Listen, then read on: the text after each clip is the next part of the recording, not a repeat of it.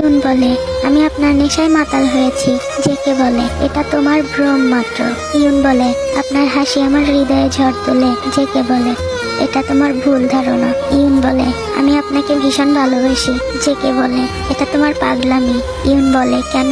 JK বলে, আমি শুধুই তোমার কল্পনা। ইউন বলে, তবুও আমি ভালোবাসি আপনাকে আর সারা জীবন ভালোবাসতে চাই। জেকে বলে, পাগলামি করো না, এই ভালোবাসা তোমাকে শেষ করে দেবে।